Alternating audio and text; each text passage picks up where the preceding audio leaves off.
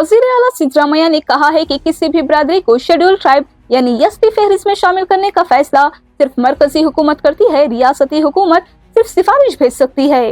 नाज़रीन, बात हो रही है कुरुबा बिरादरी की। ये वही बिरादरी है जिससे खुद सिद्धरामैया का ताल्लुक है।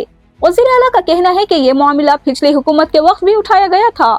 अगर कुरुबा बिरादरी को एसटी में शामिल करना होगा तो होगा, वरना नहीं।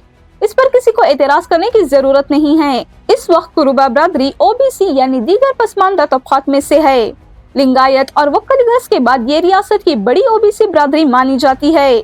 वज़ीर आला ने यह भी बताया कि रियासत में जात पात की गिनती यानी समाजी और तालीमी सर्वे 22 सितंबर से 7 अक्टूबर तक किया जाएगा। इस पर 420 करोड़ रुपए खर्च होंगे। उधर बीजेपी ने गवर्नर से शिकायत की है कि क्या सेंसस में 46 जातें दोहरी शनाख्त के साथ हैं, जैसे कुरुबा क्रिश्चियन, ब्राह्मण क्रिश्चियन और वक्कलिगा क्रिश्चियन। बीजेपी का कहना है कि यह मसला बड़े पैमाने पर मजहबी तब्दीली को हवा दे सकता है। इस पर वज़ीर आला ने जवाब दिया कि क्या वो शहरी नहीं है? क्या क्रिश्चियन और मुसलमान शहरी नहीं?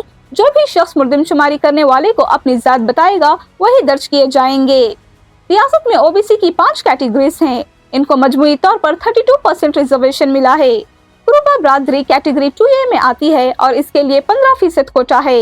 ये बिरादरी आबादी में तकरीबन 7% है, लेकिन तालीम में काफी पीछे है। वज़ीर आला ने यह भी याद दिलाया कि पहले कुरुबा बिरादरी को एससी में शामिल करने की सिफारिश भेजी गई थी, लेकिन मरकज ने वापस भेज दिया। अब एक बार फिर इजाफी एदाद और शुमात और सबूतों के साथ सिफारिश भेजी जाएगी।